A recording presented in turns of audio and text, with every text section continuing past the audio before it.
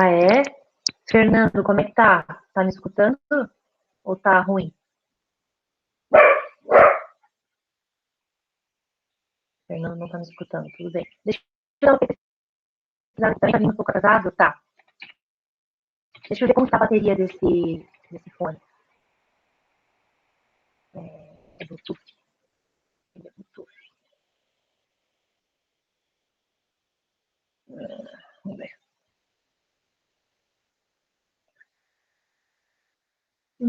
É pra dar, tá com 100%. Mas se não tá muito legal, então a gente fica sem. Não tá muito bom, então, né? Eu vou desconectar aqui.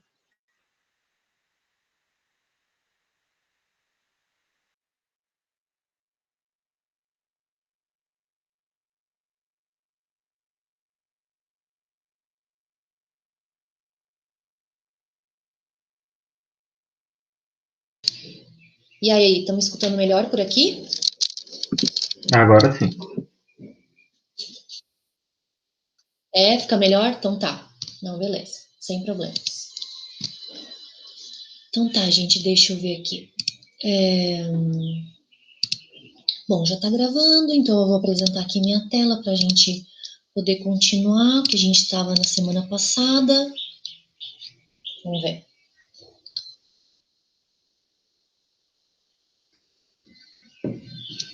Tá aparecendo pra vocês, gente? Tá, né? Pelo que me parece ali já tá ok. Beleza. Obrigada, Fernanda. Guilherme também. Então tá.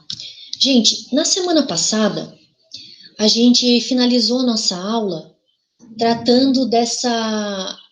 A gente primeiro falou do conceito de criminologia, diferença para política criminal, direito penal. Beleza, acho que essa parte, assim, foi bem tranquila, bem sossegada, né? Acredito que foi mais, assim, às vezes até principalmente a parte de conceituar as diferenças, de relembrar algumas coisas, né? E, claro, pontuar essas conceituações da criminologia mesmo.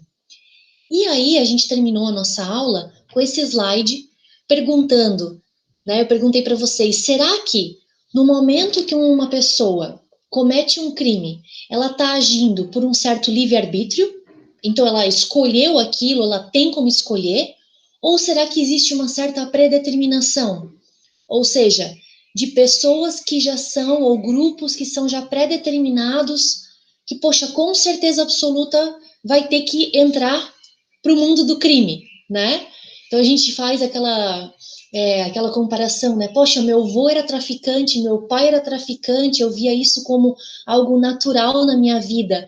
Será que então eu já tenho uma pré-determinação para quando eu chegar na idade, né, de escolher o que eu vou fazer da minha vida, quando adolescente, jovem, né? Eu também vou seguir a linha dos meus avós, meu avô e meu pai? Será que a gente pode realmente afirmar que existe uma pré-determinação? E aí a gente encerrou a aula exatamente nesse questionamento. E que uma das melhores formas da gente fugir desse paradoxo e desse jogo, né, polarizado, se é a escolha da pessoa ou se é algo pré-determinado, é utilizar o conceito de ator situado, que até uma aluna anteriormente perguntou. O que seria esse ator situado? E, gente, esse ator situado é exatamente verificar, bom, onde que essa pessoa mora, e não só onde mora, eu digo a residência em si, mas em que país, em que região, né, qual cidade, qual localidade dentro dessa cidade, que bairro, mora no morro, mora numa zona de super vulnerabilidade, ou será que ela mora no centro da cidade, mora num condomínio fechado todo cheio de seguranças? Enfim, tudo isso, a questão, né, então ambiental pode interferir na questão hereditária, então de ter uma família, né, com determinadas atitudes. Isso também pode influenciar, então, para que a pessoa venha cometer crimes ou não. Pode ser que tenha questões, então, né, até mesmo mentais, psicológicas, psíquicas, tem várias questões. Então, quando a gente diz essa questão do ator situado, ela é muito ampla, né? Porque a gente pode estar falando de até mesmo influências de amizades, por exemplo, né? Ah, eu sou uma pessoa, minha família é super de boa, minha família é super religiosa, eu sempre fui super religiosa, como se isso fosse um conceito de cidadão do bem, tá, gente? Não é, mas eu só estou colocando algumas teorias que trazem isso, né? Então, tenho uma família toda regrada, trabalho, meus pais trabalham, e de repente eu começo a me envolver com um pessoal, jovens, adultos, enfim, que, poxa, fazem certas coisas não muito, sob o ponto de vista de lei, né, não tão lícitas. E de repente eu começo a gostar disso, entro nessa vibe aí de desviante, né, de ilicitude, às vezes uma ilicitude mais branda, mas quem sabe por causa de influências de amizades, eu posso de repente me tornar, né, um delinquente. Vou usar a palavra aqui que na criminologia a gente usa, porque daí fica mais amplo, né? Eu não vou utilizar aqui criminoso, porque aí seria somente um aspecto assim mais punitivista, de uma ideia mais de maioridade, mas aqui o delinquente entra também, por exemplo, a juventude, ou até mesmo uma criança que seja desviante, tá? Por isso que ele é mais amplo. Bom, e a gente percebe que a gente tem que tomar cuidado com essas polaridades. Ah, é livre-arbítrio, é pré-determinação, o que que é? Né? Então, outra forma de evitar esse tipo, né, de entendimento dúbio é a gente entender que há uma evolução no pensamento clínico-criminológico. Então, é bem aquela questão da criminologia clínica ou, né, psiquiátrica, psicológica, de estudo psicológico, que percebe que o homem e a mulher, claro, né, vão, de certa forma, tendo opções, e que mais? Não só opções, mas também vão, os estudos que vão fazer a respeito desse homem, dessa mulher delinquente, também vão progredindo, vão evoluindo. Muito bem, aí a gente entra, gente, numa parte da criminologia que é bem bacana, às vezes é um pouquinho chatinha no começo, mas é legal para entender a base das teorias que a gente tem hoje, que estão, vamos dizer assim, vigentes e na moda hoje conversar. E aí a gente entra um pouco na história da criminologia, né, que é uma base bacana. E normalmente a história da criminologia, vocês vão perceber que ela é dividida em fases ou períodos, né, de forma distinta.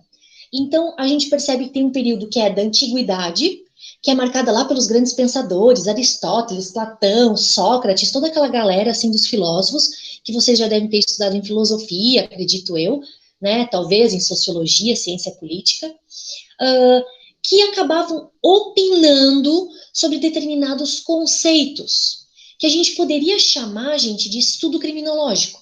Então, eu vou falar várias vezes essa expressão. Ah, o estudo criminológico, eles falavam assim, assim, assim.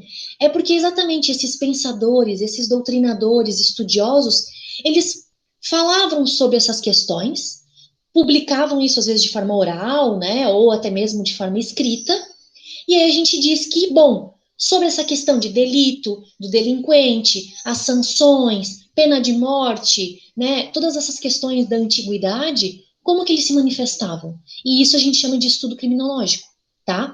Então vocês vão perceber assim que cada um pensava de uma forma, né?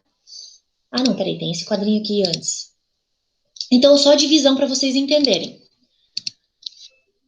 Temos então o período da antiguidade, que a gente já vai falar, que a gente percebe assim um viés bem antropológico. Depois a gente tem um segundo período de que a gente chama realmente de antropologia criminal. Num terceiro, um viés mais sociológico. E num quarto período, uma política criminal, tá? Não dá para a gente dizer de forma fechada de que estamos hoje num período de política criminal. Por quê? Porque existem estudiosos que vêm da sociologia, da antropologia, do direito, da psiquiatria. Então, é algo muito mais amplo. Tanto que eu falei para vocês na semana passada, né? Que a criminologia tem esse conceito interdisciplinar. Só que esse conceito interdisciplinar, ele só foi fechado a partir ali da década de 60, 70. Antes a gente via, assim, um viés muito mais da área da medicina, então psiquiatria, psicologia, sabe? Então a partir da década de 60 que a gente tem um olhar mais sociológico. E aí depois essa política criminal abrange tudo isso, tá? Bom, então entrando nesse período de antiguidade dos estudos criminológicos, né, a gente entra aqui para começar a falar, por exemplo, do Protágoras. Gente, eu não vou ficar entrando muito nos mínimos detalhes, porque isso, assim, é só para vocês saberem que existe, tá? Vocês saberem que existia debate já antes de Cristo. Então, né, ali, ó, 400 anos antes de Cristo, já existia um debate de como que deveria ser quando uma pessoa comete um delito, uma infração, né? Tem que lembrar, então, que são outros tempos, são tempos de reinados, príncipes, rainhas, reis, né? É início de uma ideia de república que vai vir lá com Aristóteles e Platão. Então, assim, aqui a gente não tem, assim, muito aquela ideia de democracia, né? Só para a gente relembrar. Então, o Protágoras, ele compreendia a pena como uma forma de evitar a prática de novas infrações. Então, bem aquela ideia de buscar uma não reincidência, não é? Bem aquela ideia de buscar uma prevenção já geral, né? Que se aplicava, então, olha, bom, tem que ter a pena exatamente para que não haja novos cometimentos. E aquela meia ideia de um exemplo. Olha só, essa pessoa está sendo presa, está sendo castigada. Eu não quero isso para mim. Então já tem essa prevenção geral negativa, né? Exatamente nessa ideia de colocar como um exemplo para a sociedade. Eu não quero passar por isso. Então, ó, a pessoa está lá sofrendo infração, então colocar essa ideia do exemplo para todos os membros da sociedade, tá? Então, realmente, o Protágoras, a gente poderia dizer que ele fez esse estudo criminológico. Só fazendo um parênteses aqui, gente, essas pessoas da antiguidade, né, esses filósofos, esses estudiosos que publicavam realmente, às vezes, questões a respeito de estudo criminológico, vocês sabem, né, mas não custa aqui a gente relembrar, que esses filósofos, eles estudavam de um tudo, né, de ciências da natureza, de ciências exatas, falavam sobre astronomia, sobre, sei lá, relacionamento, sobre política. Então, assim, quando eu digo, o Protágoras fez um estudo criminológico, a gente pode afirmar que ele era um criminólogo? Não, gente, não dá para afirmar isso, porque ele era um filósofo, né? Até me cuspi aqui. Ele era um estudioso de várias questões do mundo, né? Porque eles eram, assim, estudiosos de várias questões, mas dentro desses estudos ele fez o estudo criminológico, né? Então, assim, para o Protágoras, a ideia da retribuição ficaria afastada por enquanto, né? Uma ideia de retribuir algo que fez errado, né? E retribuir a sociedade. Então, aqui é muito mais uma ideia de exemplo, né? De prevenção geral negativa, então, tá? Vamos adiante.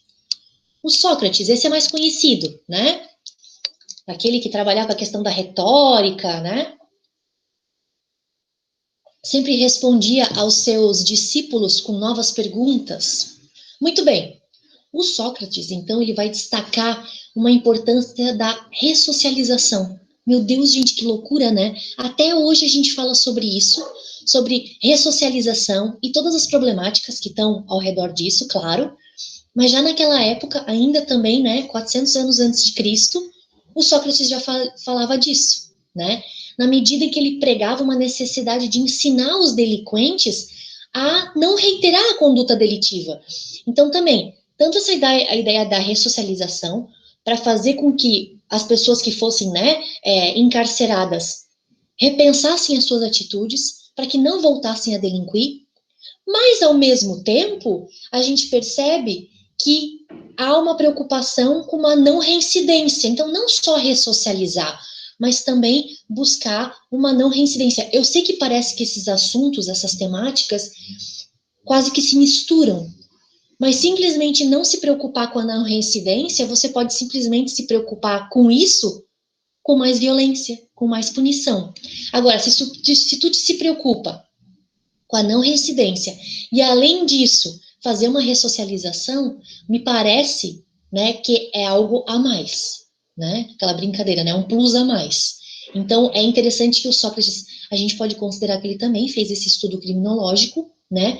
Então, ele buscava estudar a pena, né, a punição, mas também a sua finalidade, diferente do Protágoras, que não se preocupava com isso, ele só tinha essa ideia de prevenção geral. Aqui, o Sócrates vai ter uma ideia de prevenção especial negativa, né? Vai voltar para o indivíduo. Vocês lembram da diferença disso, gente, da prevenção geral, que pensa na sociedade, nos membros, no exemplo? E na prevenção especial, a gente vai ter uma aula mais para frente sobre isso, né? Das particularidades. Aqui na prevenção especial, a gente está falando do indivíduo, então a gente afunila. Então aqui é evitar reincidência, né? E no caso da prevenção especial positiva, buscar a ressocialização desse indivíduo. Então aqui o Sócrates já vai pensar mais no ser humano em si, né? Naquela pessoa, e não só na ideia do exemplo, né? Do coletivo, tá? Então a gente percebe que muda um pouquinho a forma de fazer o estudo criminológico. Tudo bem, gente? Tranquilo? Podemos ir adiante? Tá tranquilo, né? Sossegado.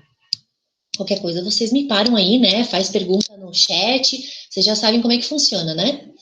Bom, vamos lá. Platão e Aristóteles. Também dois famosões ali, né? O Platão, gente, ele sustentava que a ganância, a cobiça e a cupidez geravam uma certa criminalidade.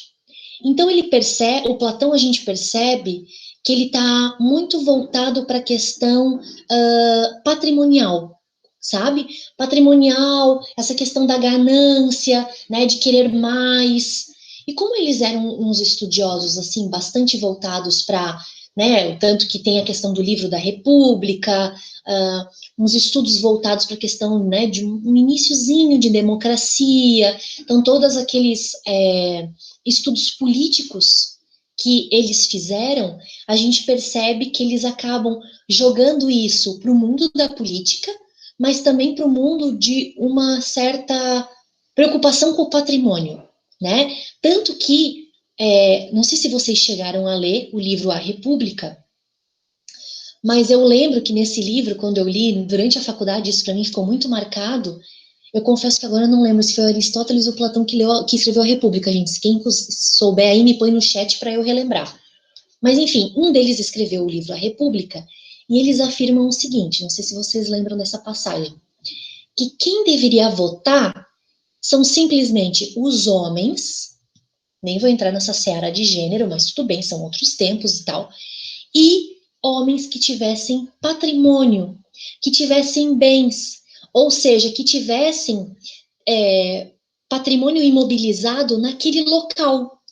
Por que eles entendiam dessa forma? Porque senão tu se torna um forasteiro, entende? E na época, para eles, a mulher, né? Então, enfim, nem vou entrar aqui nessa temática, mas a mulher era simplesmente submissa, né? Deveria ali cuidar da família e tal. Aquela ideia toda de antigamente. Mas a ideia do votar, do direito do voto, estava vinculado a você ter uma terra naquele local. Então, ter um vínculo. De certa forma, assim, existe uma certa, não vou dizer uma razão, mas uma explicação razoável para isso naquela época, né? A ideia de cidadania, ela estava muito mais voltada para você morar naquele local e sendo proprietário daquele local, né, que está morando ali. Vocês conseguem compreender essa lógica? Então, por isso que dá para entender que o Platão e o Aristóteles seguiam esse mesmo entendimento, no sentido dessa questão da ganância, da cobiça, da cupidez, porque é exatamente essa questão, né, da cidadania, de senão você é um forasteiro, né? Ou então, você quer ter vários bens, enfim, todas essas questões, assim, é interessante, então, que a gente pode chamar que sim, fizeram esse estudo criminológico. Eles fazem até mesmo uma certa etiologia do crime, né? Então, por isso que eles associam a prática delituosa a fatores de ordem econômica, financeira, como eu coloquei ali acima. Então, fecha bem essa história, né, das pesquisas deles, ou enfim, dos discursos que eles tinham. E essa questão da etiologia do crime é que eles realmente queriam buscar a origem, tá? A origem do porquê que a pessoa delinquia, por que a pessoa acabava cometendo crimes. Né? Então, eles começaram a fazer esse tipo de estudo. Bom, gente, fechamos aqui, de forma assim ampla, né, o período da antiguidade, tá? E agora a gente entra, não sei se está aparecendo aí para vocês, mas acredito que sim, o período da Idade Média, né? Da criminologia histórica, que a gente chama. Porque a parte da antiguidade a gente chama de criminologia pré-histórica. Não tem nada a ver com a pré-história, tá? Mas é porque eles compreendem que o Protágoras, o Sócrates, o Aristóteles, o Platão e essa galera toda, ok, eles faziam estudos criminológicos, mas não eram estudos criminológicos focais. Então a gente não poderia dizer, afirmar que aquilo ali era criminologia. Então por isso que os estudiosos de hoje entendem que aquilo ali era pré-criminologia, né, ou uma criminologia pré-histórica. E a partir de agora, aqui da Idade Média, a gente já percebe realmente um estudo criminológico histórico, né? Então a gente já compreende como realmente uma certa fase inicial da criminologia, tá? Bom, no período, gente, da Idade Média, vigorava, como vocês bem sabem, esse sistema feudal, né? A gente vivia também um sistema religioso puramente voltado para o cristianismo, né? Principalmente eu estou dizendo aqui no aspecto de Europa, tá?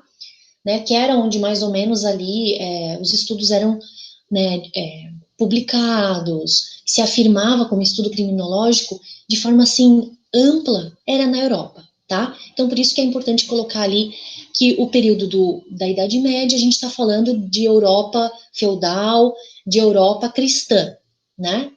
Isso vai gerar algumas consequências e alguns resultados de pesquisa e discursos e narrativas diferente do que a gente vai ver mais futuramente, quando a gente percebe uma globalização, quando a gente percebe situações diferenciadas, Europa, Estados Unidos, Europa, América Latina, né?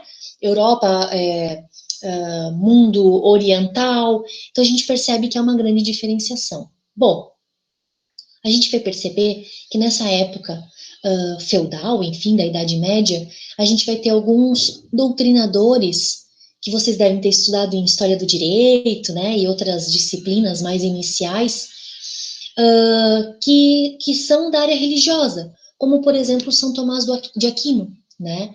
Então, ele vai publicar ali em 1200, né? Então, no século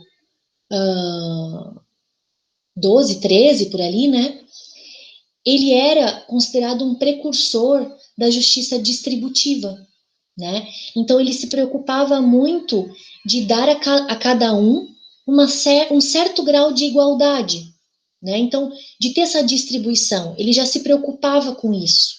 Mas, ao mesmo tempo, ele entendia que a pobreza, né, e os grupos vulneráveis, enfim, então, que estavam voltados para essa questão da pobreza, desencadeava o roubo, o furto. Claro, naquela época não tinha essa diferenciação de roubo ou furto, mas desencadeava, então, os crimes contra o patrimônio de forma geral aqui, vamos generalizar. Então, ele entendia que a pobreza acabava desencadeando isso, né? Mas, ao mesmo tempo, por ele ter esse viés bastante religioso, vocês veem ali, né, na fotinha, que tem uma pombinha, uma auréola e tudo mais, e o livrinho ali, né?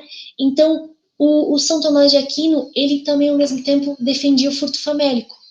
Tu vê, já naquela época, já existia essa defesa, né, de um certo princípio da insignificância, ou até mesmo, né, uma excludente de ilicitude, no sentido de que, poxa, é um estado de necessidade, né? A pessoa está furtando. É claro que muito provavelmente não usavam essa expressão, mas a ideia de você furtar para matar sua fome, né? Ou a sua necessidade assim mais básica, mas principalmente a fome. Então ele já defendia uma liberação, né? Uma despenalização do furto que fosse desencadeado por conta de matar a fome daquele ser humano ou daquela família. Então a gente percebe aí, né, apesar de toda essa ideologia e desse sistema, né, feudal, então que a gente, vocês lembram, né, gente, do sistema feudal, né, daí tinham os senhores, os donos da fazenda, aí a galera trabalhava lá nas fazendinhas, ganhava uma merreca, né, e aí aos poucos tem a burguesia, tem o pessoal do clero, enfim, aquela lógica toda europeia. Não custa a gente relembrar, né, enfim, até para ver se a gente está aí no mesmo nível de lembrança da parte histórica. Enfim, outra personalidade também bem importante é o Santo Agostinho, né? Também ali, ó, né? Com a auréolinha, mesma imagenzinha, então, né, muito parecida com Aquino. Ele também fez um certo estudo criminológico no período medieval, né? Aqui até a gente está falando de um pouco antes, porque daí seria no ano 300 e pouco depois de Cristo, né? O Aquino já é no ano 1200 e alguma coisa, também depois de Cristo, óbvio. Bom, o Santo Agostinho, gente, ele trabalhou com a ideia da pena de talião. Vocês lembram, né, tinha uma outra expressão, não era só pena de talião, lei de talião, acho que era, né? Que era aquela coisa de olho por olho, dente por dente, né? Então, você furtava, então perdia a mão ou um dedo, né? Você cobiçava a esposa, então perdia um olho, enfim, coisas assim, sabe? Que era bem essa ideia, né, de uma retribuição. Você fez um ato que se entende ilícito, ilegal, desviante, enfim, então tu vai ter uma retribuição. Né? E normalmente a retribuição vinha no corpo do culpado, né? Ou do ofensor. E ele entendia então que essa pena de talião, ou a lei de talião, era a justiça dos injustos. Né? A pena deveria ser uma medida de defesa social e contribuir para a regeneração do culpado, além de implicitamente conter uma ameaça e um exemplo. Então a gente poderia dizer aqui que o Santo Agostinho, apesar ali de ser bem o iniciozinho, né, gente, da idade média e tal, ele já vem, assim, com um pensamento criminológico buscando essa ideia, sim, da retribuição, né, de pensar de que isso tem que ser um exemplo para todos os membros da sociedade, então uma prevenção geral, mas ao mesmo tempo uma ameaça, né, aquela coisa de você infligir um medo. Então, por isso a questão, né, da pena da lei de talião. Então, que tu sabe que tu vai receber alguma coisa por ter feito algo entendido como errado, né? Bom, então, gente, a gente poderia ainda subdividir a evolução dos estudos criminológicos, né? A maioria dos manuais, né, que a gente tem notícia, assim, o Checaira faz essa divisão, o Salo de Carvalho, o Juarez Tavares, os mais clássicos, assim, de concurso público, né? O Penteado Filho, que eu já também citei na semana passada, tem outro que é a Angélica, deixa eu ver aqui.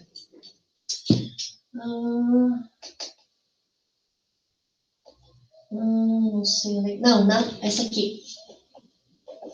Não sei se eu indiquei esse livro para vocês, gente. Natasha de Oliveira. O pessoal que for fazer concurso público, esse livro é muito bom. Ele também é bem resumido, é da editora Juspodium, não foi muito caro. E ele é todo cheio dos esqueminhas. Questão de concurso, tem quadros aqui, ó, bem bacana, quadros explicativos, né, de resumos. Às vezes, assim, para quem gosta desse tipo, né, de estudo, para gravar, fica uma dica, então, tá? Da Natasha Oliveira. Bom, então, esses manuais todos que falam sobre essas escolas, perspectivas da criminologia, eles normalmente dividem também, além daqueles períodos pré-histórico e histórico, né, dividem em escolas. Escola clássica, escola positiva ou positivista e escola sociológica. E aí vai depender do século que a gente vai estar mais ou menos falando. Então, por exemplo, a escola clássica a gente considera como século XVIII, né? Então, século XVIII ali é 1700, certo? Escola positivista ou positiva, século XIX. Então, a partir de 1800 até, né, iniciozinho ali de 1900 para a América Latina. Escola sociológica é de 1920 para agora, tá? A gente ainda tem algumas escolas sociológicas ainda hoje publicando, por exemplo, a Escola de Chicago, que existe até hoje, já está na terceira ou quarta linha de pesquisadores. Eles começaram ali na década de 20, aí depois tem uma galera da década de 60, 80, e daí 95, 2000 para agora, né? São fases. Bom, entrando na escola clássica, e eu acho que assim é legal pra caramba essas primeiras duas escolas, a clássica e a positivista. Eu vou fazer aqui vou vou fazer uma analogia, assim como eu fiz na semana passada, lá daquele círculo, vocês lembram, gente? O círculo, e daí o quadradinho em cima, e daí tinha uma águia, né? Um passarinho. Então, assim como eu fiz essa analogia na semana passada, eu vou fazer uma analogia aqui com a escola clássica e positivista. Vamos supor aqui que eu estou segurando um pêndulo, né? Vou usar aqui meu microfone aqui que eu estava reclamando no início da aula. Beleza. Estou aqui segurando um pêndulo. Bem péssimo exemplo. E esse microfone vai ser como se fosse um pêndulo. E o pêndulo é aquela coisa, né, gente? Às vezes ele tá para cá, às vezes ele tá para lá. Às vezes ele tá no meio. Mas normalmente por conta do movimento do pêndulo, pensando que aqui a gente não tem a trava da gravidade, a gente não tem a trava do ar para ir diminuindo o movimento, então ele está em constante movimento, a gente percebe que a criminologia é isso. Às vezes ela tá mais para cá, às vezes ela tá mais para lá. Mas tem momentos que ela passa aqui embaixo. E é isso que acontece com a escola clássica, escola positivista. Vocês vão perceber que a escola clássica é quase que um extremo. E a escola positivista parece que vai pendendo para outro. E aí a gente vai percebendo essa dança. Vamos lá. Gente, a escola clássica, eu botei ali até na imagem, né? Acredito que deve estar aparecendo ali para vocês, daquele livro Dos Delitos e das Penas. Todo mundo já deve ter visto, né? Eu tenho esse livrozinho, gente. Tenho, tá aqui, ó. Bem bonitinho, pequenininho, livrinho de bolso, Dos Delitos e das Penas, do César Beccaria, né? Alguns chamam de Beccaria, mas alguns professores já, assim, bambambãs, escutei falando Beccaria, então agora eu também falo Beccaria, mas eu aprendi na faculdade Beccaria, mas tudo bem, a gente vai aprendendo, né? Então tá aqui o livrinho, né? Um livrinho bem pequenininho de bolso. Gente, a escola clássica, então, e por que, né, estudar esse livro dos delitos e das penas, ela procurou criar certos limites para o poder punitivo do Estado. Já naquela época, né, tudo isso em face de uma liberdade individual. Então, tanto o Marquês de Beccaria, como outros que a gente vai trabalhar hoje, o Carrara, o Rossi, se não me engano, eles são estudiosos, que a gente poderia chamar já como, né, criminólogos clássicos, tudo baseado no iluminismo, bem dessa época, né, pós ali o iluminismo, então eles se basearam nessa ideia do iluminismo, do descobrir do ser humano, né, do descobrir que o ser humano tem escolhas e tal, e eles vão completamente contra a tortura, vão completamente contra o desrespeito a direitos fundamentais, tudo isso praticado por quem? Pelo rei, né? Por aquela ideia do regime absolutista, que o rei mandava em tudo e fazia o que bem queria, né? Ele que era a lei, ele era a lei, ele era a decisão, ele mandava matar, mandava torturar. Então, eles vão se insurgindo a todos esses regimes, né? Então, os clássicos, né? Os criminólogos clássicos, junto ali com o Marquês de Beccaria, eles vão tentar buscar o direito penal tendo um fim de tutela e não mais como uma ideia do direito penal simplesmente para punir. Então eles tentam colocar limites no Estado. Engraçado, né? Fazer essa analogia para o tempo de hoje. A gente então, até hoje, muitos estudiosos, quando publicam, às vezes nas suas redes, congressos e tudo mais, a gente não percebe uma busca de tentar controlar esse poder punitivo do Estado, às vezes exagerado, às vezes decidindo coisas que não deveria decidir. E eu digo poder punitivo não só na mão do poder executivo, mas também do legislativo, do judiciário, né, da mão do corpo policial. Então, tudo isso, né, e a justiça brasileira, quando dá a sentença, a condenação, enfim, tudo isso, é claro, é muito diferente o tempo, século XVII e tal, início do XVIII, porque a gente tem agora. No entanto, a gente percebe que os clássicos buscavam a pena, a punição, como um instrumento de proteção daquele ser humano, e não como uma ideia simplesmente de castigo, de medo, de tortura, de morte. Eles entendiam que a pena, ela deveria ser proporcional ao delito, ela deveria ser certa, né, conhecida, ela deveria ser justa. Porque, gente, o que acontecia naquela época? O rei simplesmente decidia, às vezes pela cara do indivíduo. Ah, porque era uma família conhecida? Ah, então dá uma pena mais branda. Ah, é um pobre coitado? Meu, espanca até a morte. E aí, o que era a prisão? Vocês lembram, gente? A prisão era um local de espera, de aguardar a pena, ou de morte, ou de açoite, né? Enfim, do que fosse. Então a gente percebe que aqui a pena, para os clássicos, ela tinha que mudar de versão, de conceito, de entendimento. A pena tinha que ser uma proteção, para dizer assim, ó, não, beleza, eu vou ser 10 vezes açoitado, ok, mas tá aqui, tá certo, são 10 açoites, por conta de tal ação que eu pratiquei, né? É justo? Não, ok, é equilibrado, é equitativo. Agora, tu morrer porque roubou uma maçã, será que é justo? Será que é equitativo? Entende? Então eles começam a debater essas questões. Bom, aí, gente, que mais? Outras coisas que eles, né, pregavam. Que o fundamento da responsabilização penal encontra-se, aí eles entendiam dessa forma, no livre-arbítrio e na imputabilidade moral. Então, eles entendiam que o homem criminoso, o delinquente, ele era livre para escolher fazer o bem ou fazer o mal. E aí, o criminoso escolhia o mal, né? E então, nesse caso, ele deveria receber, então, ali a sua pena. Mas mesmo assim, tinha que ser uma pena justa, certa, equilibrada, né? Voltada ali para a ação em si que ele tinha praticado. Então, assim, os partidários dessa escola clássica, eles sim concentravam seus estudos na vontade livre e consciente do indivíduo. Então, lembra lá no comecinho da aula e no final da aula passada que eu falei assim, bom, a pessoa tem livre-arbítrio ou é uma pré-determinação? Aqui nos clássicos, está desse lado. É o livre-arbítrio. Entenderam?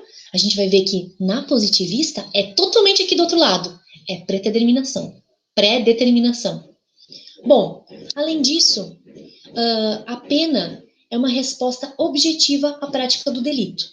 Então, eles entendiam, né, a escola clássica, que a pena tinha um cunho, né, uma intenção retribucionista, tá? Então, estava ligada à prática do delito.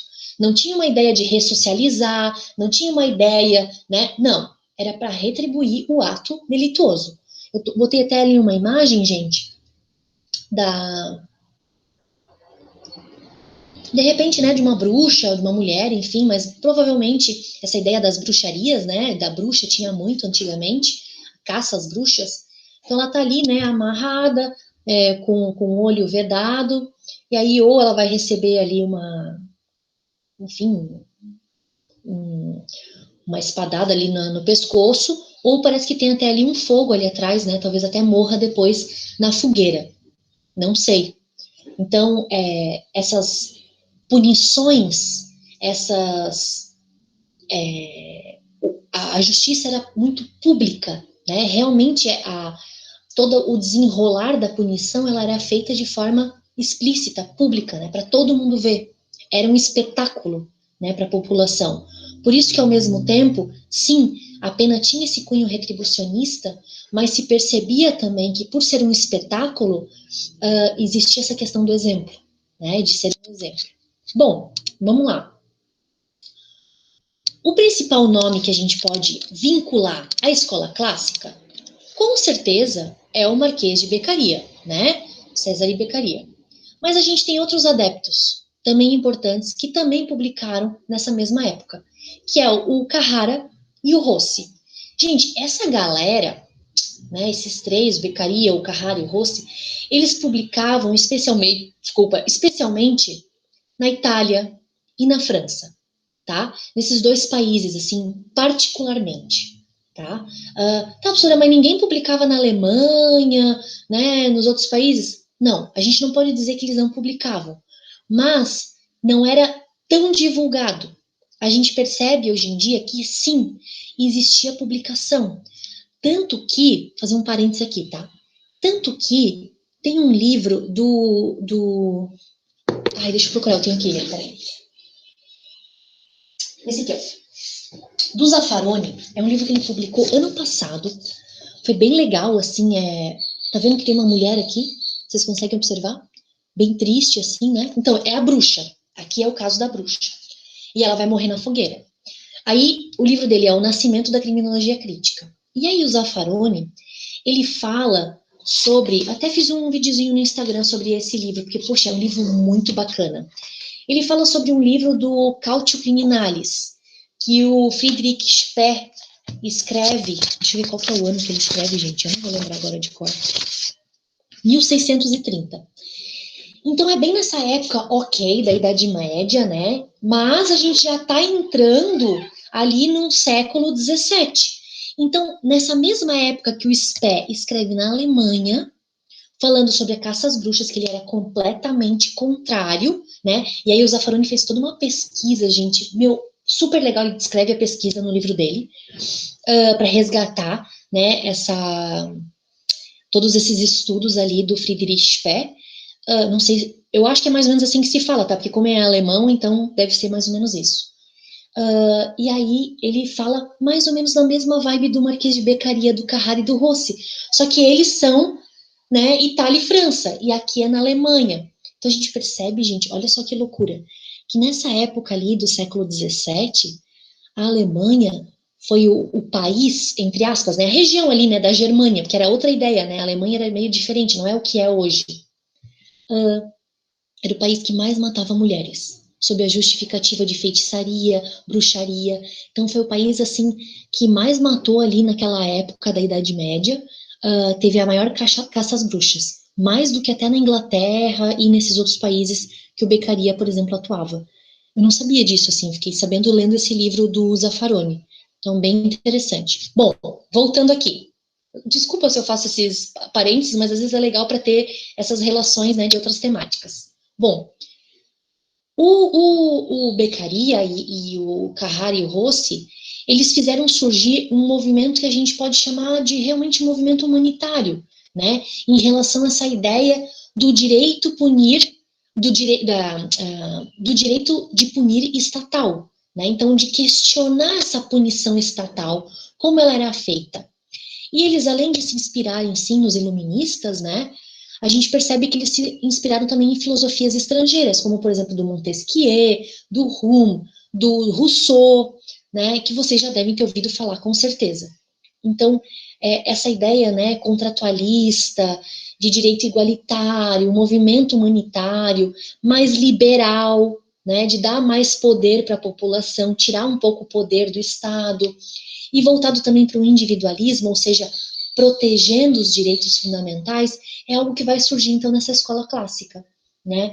Então, além dessa questão toda de contrato social, direito natural, utilitarismo, então o Jeremy Bentham também, né, pode, aos poucos, depois auxiliar nesse pensamento, tudo isso vai trazer realmente um movimento humanitário, que apesar de ter essa ideia do livre-arbítrio que eu falei no início, né, da mudança ali do pêndulo, e a gente percebe que está bem puxado ali para o livre-arbítrio, ao mesmo tempo, eles percebem que tem que haver um movimento estatal para flexibilizar a punição e ser de forma mais justa, né, mais equitativa, mais equilibrada e mais certo.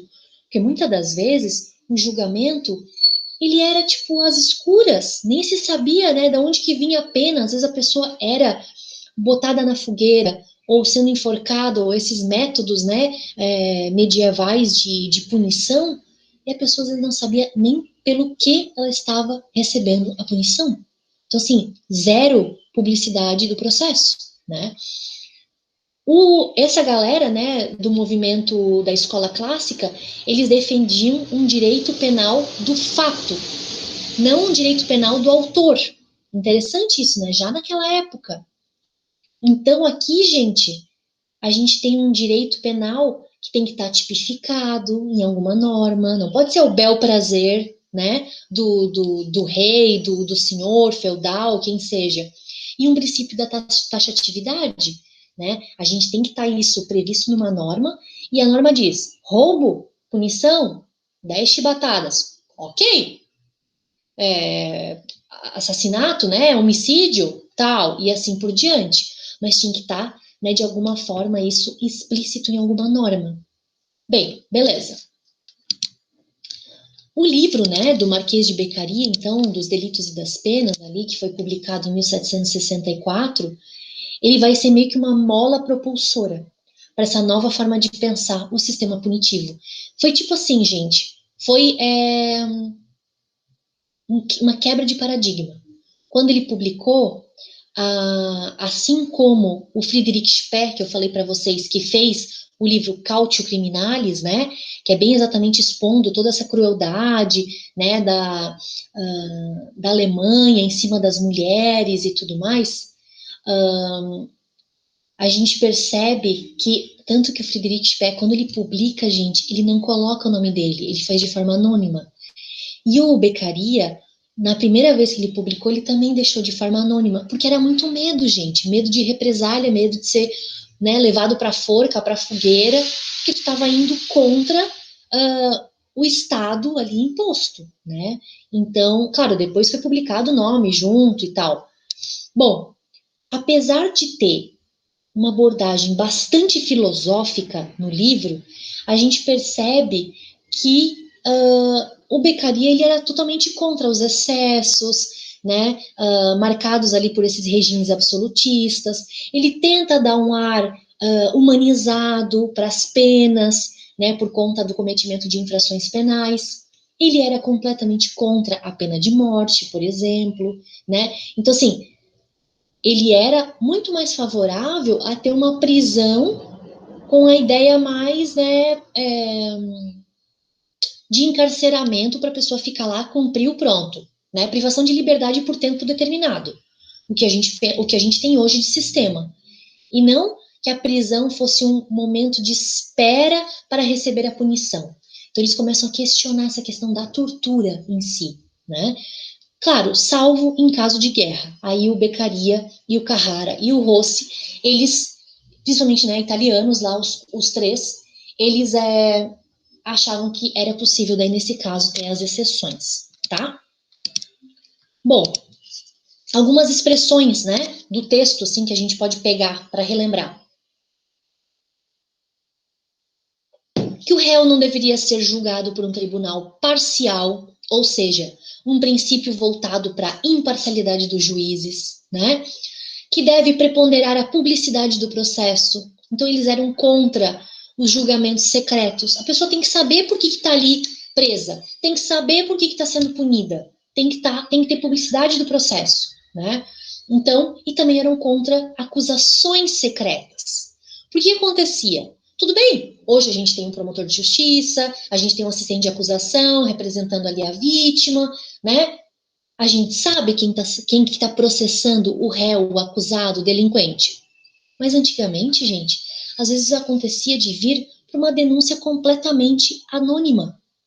E daqui a pouco, pronto, tu era pego ali, ia para a prisão, esperava, quando via, estava recebendo chibatada, morrendo na fogueira, ou sei lá o quê, e tu nem sabia quem que estava te acusando, né? Então a gente também percebe aqui uma insurgência dos classistas, da escola clássica, né, dos clássicos, então, para que as acusações fossem também públicas e conhecidas. E aqui também eles entendiam que cabia ao juiz aplicar a lei e não interpretá-las. Engraçado essa frase aqui, né? Que eu tô lendo um livro agora do Lênio Streck. Vocês já ouviram falar do Lênio Streck, gente? Me manda aí no chat se vocês já ouviram falar dele ou não. Faço questão que vocês respondam, por favor, até para saber se vocês estão aí, estão vivos, estão me vendo, estão me escutando. Já ouviram falar do Lênio Streck? Coloca aí, gente. O Guilherme falou que não. O José Carlos falou que sim. Tá. E aí, Luana, não. Leidiane, Fernando, Luiz Felipe. Já ouviram falar, gente? Tá. Então, como tem gente aí que colocou que não sabe quem é o Lênio Streck, vou falar do Lênio Streck. Ó, o Fernando falou que também não conhece. Gente, se vocês querem ler um texto gostoso de ler, da área do direito, Lidiane falou que também não. Ele fala tanto sobre direitos humanos, direito constitucional e parte penal. Ele também é considerado como um criminólogo, tá? Alguns consideram como um criminólogo. O Lênio Streck, ele é um doutrinador que ele trabalhou como quase 30 anos como promotor de justiça. Aí tu vai me dizer assim, pô, professor, então ele deve ter um viés bem punitivista, né? Gente, não dá para generalizar de que todos os promotores de justiça, de que todos os policiais, de que todos os delegados de polícia são da vertente de um punitivismo exacerbado. Não tem como a gente afirmar esse tipo de generalismo. Muito bem, o Lênin Streck trabalhou 30 anos como promotor de justiça. E aí, se aposentando, ele já dava aula, ele é gaúcho, né, mora em Porto Alegre, e ele já vinha trabalhando muito a questão do debate sobre a defesa da Constituição. E aí ele escreveu um livro, que é esse aqui, é um livro bem pequenininho. Precisamos falar sobre direito e moral. Vocês já viram aquele livro, aquele filme, Precisamos falar sobre... Não é Jack. Precisamos falar sobre Brian. Kevin. Obrigada, Fernando. Isso. Precisamos falar sobre Kevin. Quem não assistiu esse filme, gente, a Luana também lembrou. Vale a pena. Ele é meio assim angustiante. É uma criança que nasce, é um filme assim estranho, o jeito que ele é filmado, o roteiro, ele vai e vem no passado, presente e futuro, sabe? E eu não vou contar aqui spoiler, mas o filme fala sobre toda a criação de uma criança, o Kevin, né, pelos pais, uma mãe com certos problemas, certas insatisfações, e que percebe que essa criança, já desde pequenininho, ele tem umas certas características de psicopatia, tá? Eu nem vou falar serial killer, mas eu diria uma psicopatia. A mãe percebe isso, e o pai não. Ela leva em terapias.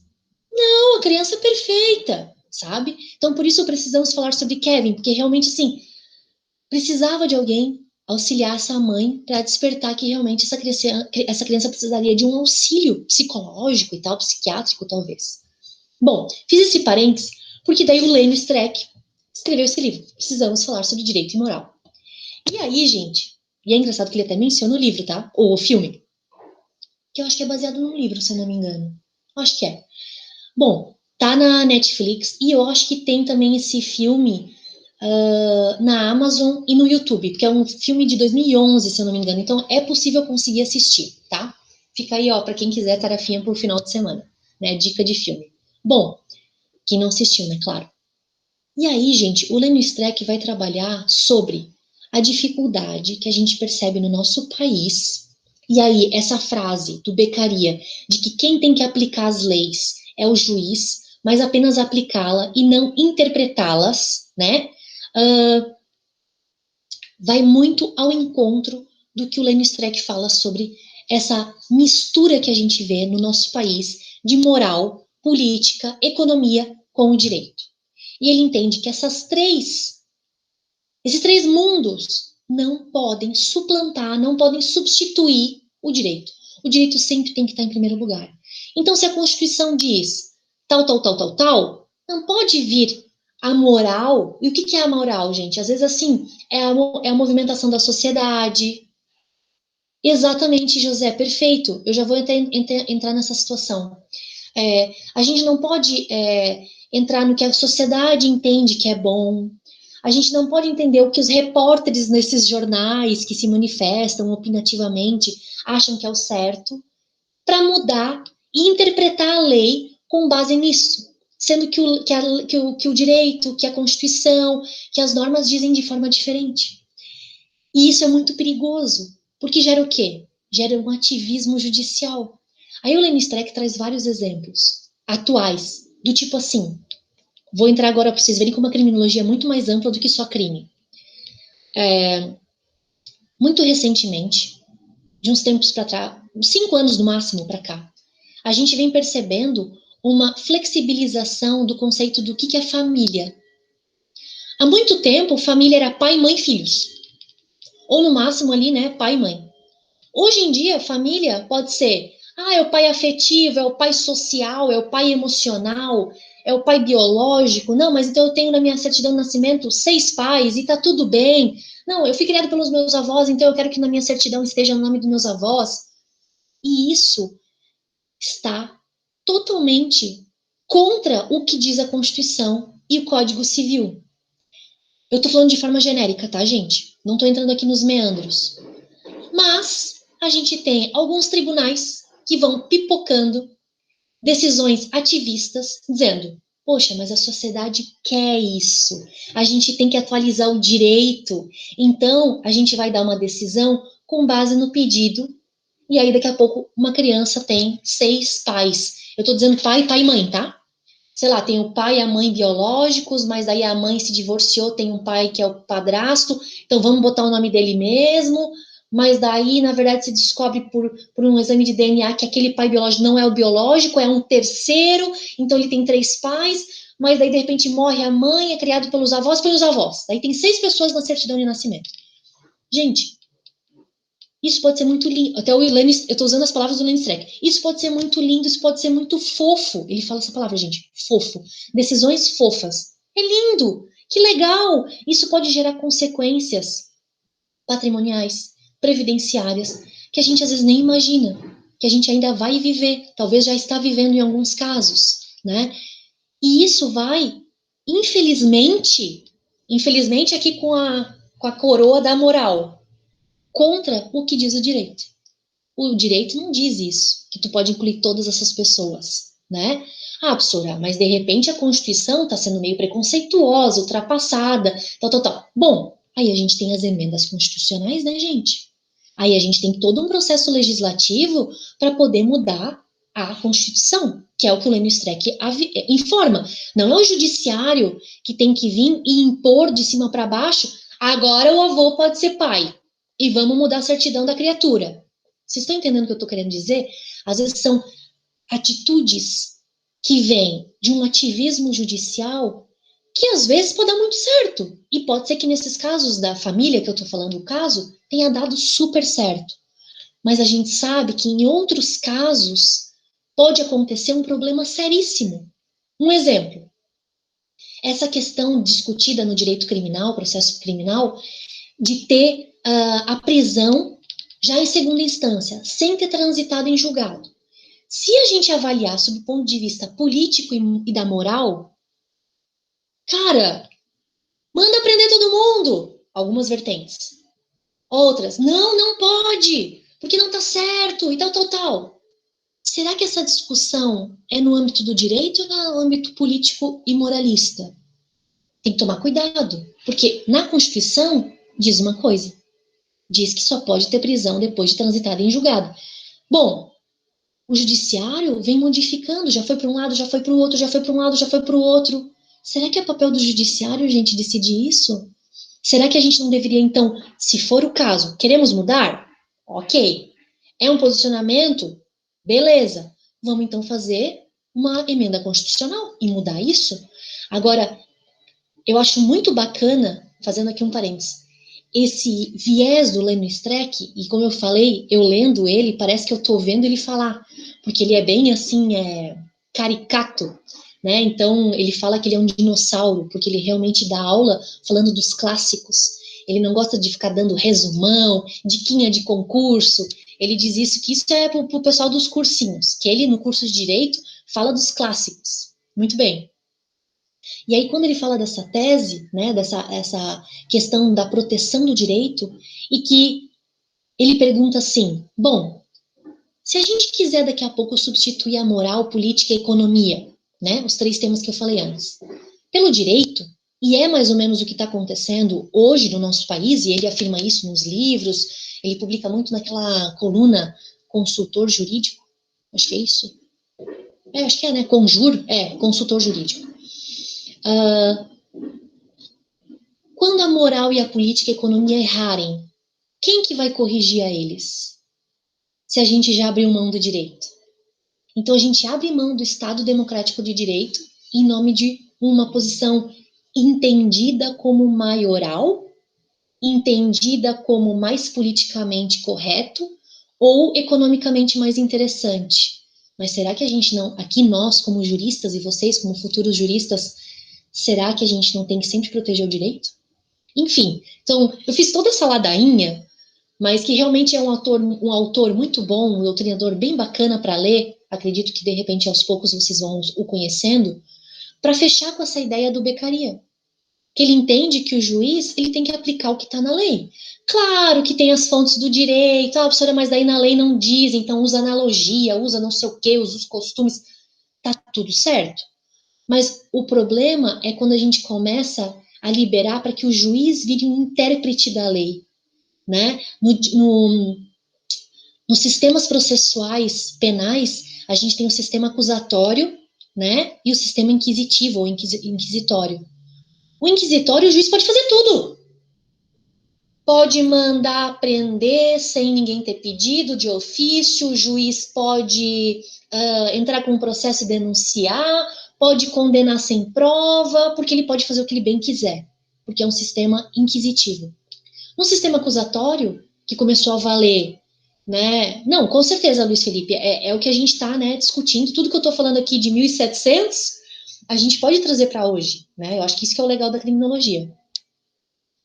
Hoje, a partir da mudança ali da lei do pacote anticrime, dezembro de 2019, gente, nosso sistema é acusatório. Ah, meu Deus, é mesmo? Então quer dizer que agora o juiz não pode mais denunciar, não pode mais prender de ofício? Não pode. Ou pelo menos não deveria, né? Então a gente está no sistema acusatório. O que é o sistema acusatório, gente? Cada um no seu quadrado. Vocês lembram daquela brincadeirinha, né? Tem um funkzinho, né? Cada um no seu quadrado. É exatamente isso. O Alexandre Moraes da Rosa, o Ari Lopes Júnior, vários vão falar dessa analogia. Cada um no seu quadrado. Promotor de justiça acusa, denuncia, produz as provas para acusar. A defesa faz a defesa, né? O advogado de defesa, o réu, vai fazer a defesa. No que for possível, vai produzir as provas para mostrar ali a inocência, apesar de que a gente tem o princípio, né, da inocência, mas, enfim, vai buscar o que for possível, né, no depoimento, no que for. E o juiz julga. O juiz julga com base no que é apresentado. Ele não pode mandar, né, promotor fazer assim ou assado. Então, assim, isso eu estou falando, gente, o que é o sistema, né, processual, penal, hoje no Brasil. Antes era meio que aquele misto, né? A ideia é que seja, então, esse acusatório. Então, vocês percebem que se a gente analisar estritamente sob um ponto de vista normativo constitucional e agora, né, processual penal, nossa, tem muita coisa errada, né? Tem muita coisa errada. Bom, e já tinha errada já desde a época do Beccaria, né, em que o juiz às vezes interpretava a lei como ele bem quisesse, né? Bom, continuando, o Francesco Carrara, né, que publicava lá na Itália, junto lá com o Marquês de Beccaria, ele escreveu o livro Programa de Direito Criminal. Ele não é tão conhecido, esse livro, tá? Eu confesso para vocês que eu nunca li, mas pelo que eu li de pessoas que leram, deu para entender? Pessoas que leram, né, escreveram sobre, é quase que um manual de processo penal, né, discutindo e questionando toda essa sistemática do regime absolutista e tudo mais. Aí uma passagem que o Carrara escreveu. O homem deve ser submetido às leis por sua natureza moral. Em consequência, ninguém pode ser socialmente responsável pelo ato praticado se moralmente irresponsável. Então, o Carrara, ele traz muito essa questão da moral, tá? Ele acaba misturando, bem diferente do que eu estava falando aqui do Lênio Streck, né? Ele acaba misturando essa ideia mais moralista, né? Desse desvio, bem nesse aspecto do desvio, né? De ter delinquido, então ele tem que ser somente responsabilizado quando tiver praticado aquele ato, que aquilo seja considerado pela sociedade como algo imoral, né? Ou então um desvio. O principal objetivo do direito criminal é prevenir, então, os abusos por parte da autoridade. Vocês percebem que há realmente uma inversão, né? Antes ali do movimento clássico, o direito penal era como o Estado pode punir. E aqui no movimento clássico a gente tem uma inversão. O direito penal é como que a gente pode limitar o direito estatal de punir e cuidar com os abusos e excessos. E o Carrara ainda entendia que o crime é uma entidade de direito, né, e não de fato. Então, por isso essa questão também, né, do direito penal voltado para uma taxatividade, para uma tipicidade, uma tipificação, né? Bom, gente, aqui a gente entraria na escola positivista. A escola positivista, a gente vai falar do Loproso, né, do Ferri, dessa galera aí também que publicou bastante. Como agora já são 11h05, e né, me empolguei aqui, falei bastante, terminamos então a parte pré-histórica e histórica e fomos até a escola clássica. Então a gente termina a aula agora, tá? Abro para vocês se ficou alguma dúvida da aula de hoje. E aí semana que vem eu vou fazer a mesma coisa no grupo do WhatsApp, perguntar se vocês vão. Se algum de vocês vai, eu vou também. Senão a gente fica aqui em casa. E agora eu comprei uma máscara, gente. Deixa eu mostrar para vocês, bem legal. É uma máscara transparente. Aí então dá para dar aula. E aí vocês vão ver aqui, né, minha articulação de boca e tal, que eu sei que acabo me expressando bastante. Então ficou um pouquinho melhor. Vamos ver. Então a gente vai combinando assim conforme a semana. Quando a gente terminar essas escolas principais, a gente vai fazer a nossa primeira atividadezinha, tá? Que daí vai ser parte da N1.